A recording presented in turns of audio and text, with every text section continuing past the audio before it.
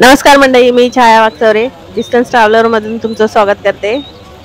तुम्ही माझ्या मागच्या व्हिडिओमध्ये पाहिलंच असेल, आम्ही धर्मशालाला होतो आणि धर्मशालामध्ये आम्ही बागसुनाग टेम्पल जे आहे ते पाहायला गेलेलो.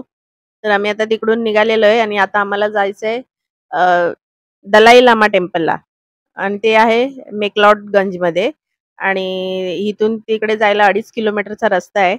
पण एवढं ट्रॅफिक जाम आहे की आता आम्हाला चालतच जावं लागतंय. आमची गाडी खाली आलीच नाही हॉटेलच्या इथून.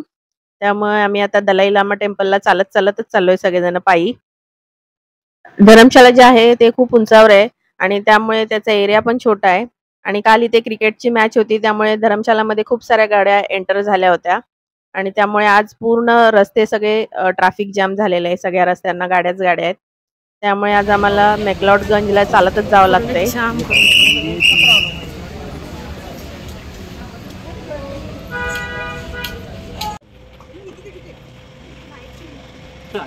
आता दिवस असा जाणार आहे टाइम.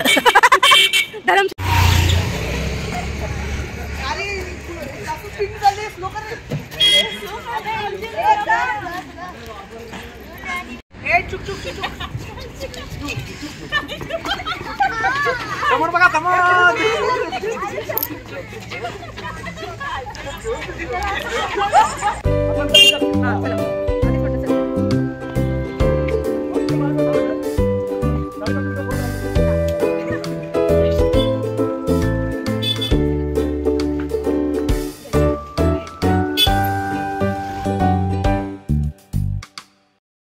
आम्ही आता 25 मिनिटातच मेकलॉडगंजच्या एरियात पोहोचलेलो आहे. हे आहे मेकलॉडगंज मधलं तिबेटियन मार्केट आणि अजून इथून आम्हाला 10 मिनिटं चालायला लागतील मंदिराच्या जवळ जाईपर्यंत. आणि हा सगळा मार्केट एरिया आहे. हा जो पूर्ण आहे हा मेकलॉडगंज एरिया आहे आणि इथे बरेचसे असे तिबेटियन लोकच राहतात आणि इथली संस्कृती पण जी आहे ती तिबेटियनच आहे. आणि आपण बघू शकताय पूर्ण मार्केट तिबेटियन वस्तू आणि तिबेटियन लोकांचंच आहे. हे जे समोर दिसतंय हे धर्मशाला मधलं जे रोपवे आहे स्कायवे त्याचा हा स्टॉप आहे मेकलॉडगंज मधला. धर्मशाला मधून खालून रोपवे वरती येतं आणि ह्या इथे थांबतं मेकलॉडगंजला. ह्या त्याचं स्टॉप आहे इथे सेंटर. आणि आता इथून आम्ही खाली जातोय दलाई लामा टेम्पलला. इथून आम्हाला दलाई लामा टेम्पलला हार्डली 5 मिनिटं लागतील चालत जायला.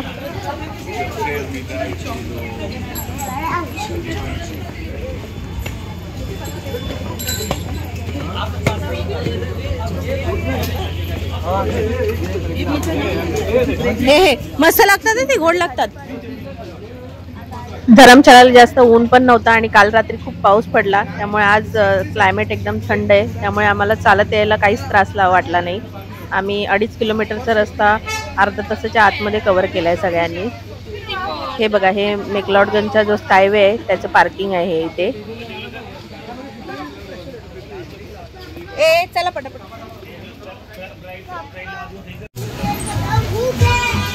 आलं हे टेम्पल आहे.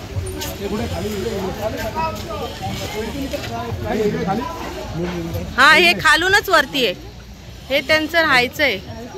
हे असेल मॉंगचं पाठ हा एंटर आहे दलाई लामा टेम्पलचा. आता आम्ही दलाई लामा टेम्पलच्या जवळ पोहोचलेलो आहे. हे आहे तिबेटियन मार्केट. इथे समोर जे दिसतंय हे आणि त्याच्या समोरच दलाई लामा टेम्पलचं एंट्रन्स आहे. हे आहे टेम्पलचं एंट्रन्स. आता आम्ही आतमध्ये प्रवेश घेतो मंदिराच्या आतमध्ये.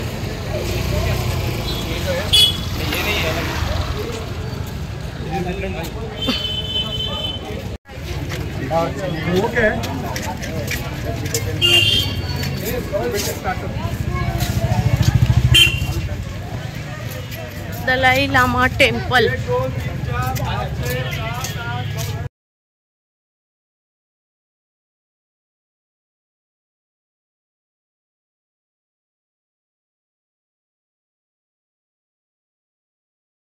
आतमध्ये एंटर केल्यावर पण मंदिरात जायला अजून आम्हाला 5 मिनिटं लागतील कारण वरती चालत जावं लागणार आहे. आणि ह्या ज्या बिल्डिंग्स वगैरे दिसतात आहे हे मॉंक्सचे राहण्याचे रेसिडेन्शियल एरिया आहे. इथे बरेचसे बौद्ध धर्मगुरू राहतात.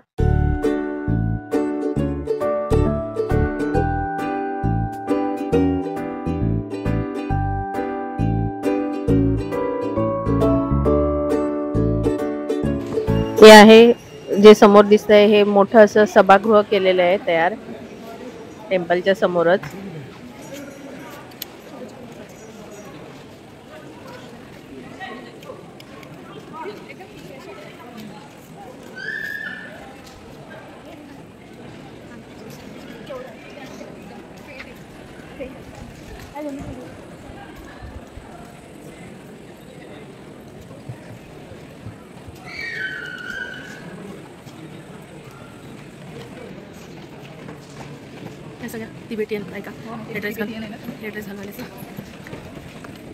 हे तिबेटच्या बाहेर असलेलं तिबेटियन बुद्धिस्ट टेम्पल आहे, त्यामुळे हे धर्मशालामध्ये खूप फेमस आहे.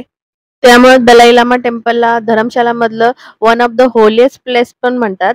आणि इथे खूप सारे तिबेटियन लोक तसेच तिबेटियन मॉन्क्स जे आहेत ते मेडिटेशन साठी येतात.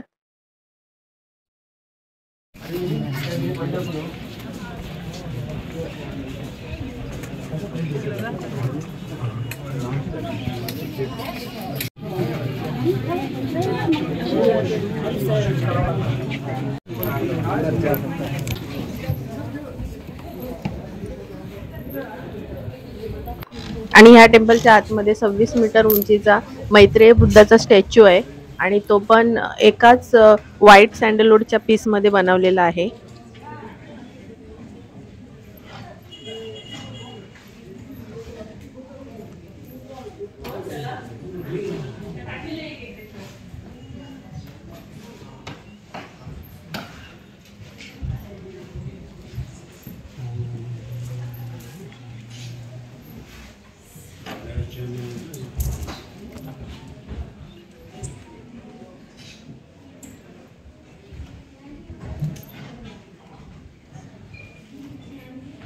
ह्या दलाई लामा टेम्पलला नामग्याल मॉनेस्ट्री सुद्धा म्हणतात आणि या टेम्पलच्या आतमध्ये कालचक्र टेम्पल सुद्धा आहे.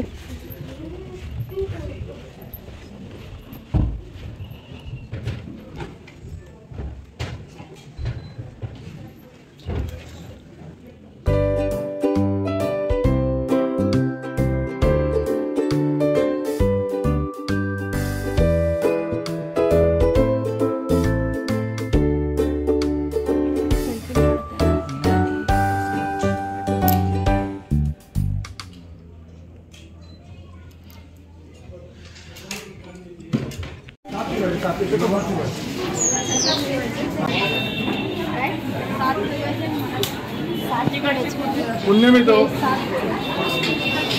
सगळ्यांचं मंगल होणार.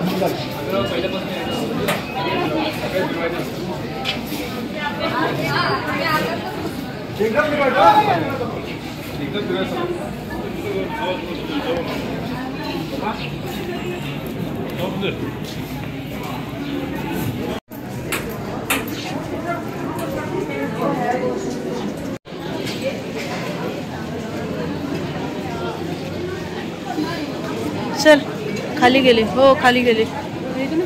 हो हो इथूनच आहे खाली जायला.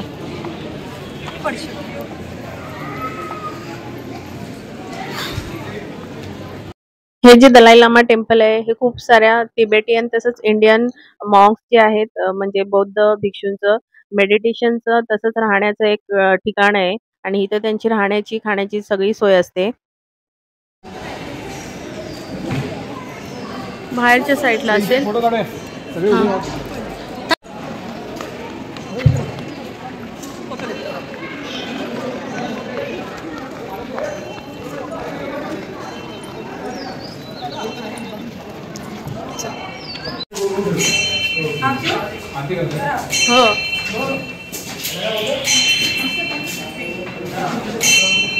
आता दुपारचे 1:30 वाजून गेलेले आहेत आणि आमचं टेम्पल पाहून झालेलं आहे आणि खूपच छान टेम्पल आहे. तुम्ही धर्मशालाला आलात तर नक्की या टेम्पलला व्हिजिट करा. आणि आता आम्ही ह्या मेक्लाउडगंजच्या एरियातच जेवण घेणार आहे आणि जेवून झाल्यावर आम्ही रोपवेने खाली धर्मशालामध्ये जाणार आहे. तर माझा पुढचा व्हिडिओ नक्की पहा. आम्ही इथून पुढे काय काय करतो त्या व्हिडिओमध्ये तुम्हाला कळेल आणि रोपवेचे डिटेल पण मी तुम्हाला त्या व्हिडिओमध्ये देईल. तर माझा पुढचा व्हिडिओ नक्की पहा आणि माझ्या ह्या व्हिडिओला लाईक करा, कमेंट करा, शेअर करा आणि तसेच माझ्या चॅनलला सबस्क्राईब केलं नसेल तर सबस्क्राईब करा. धन्यवाद मंडळी.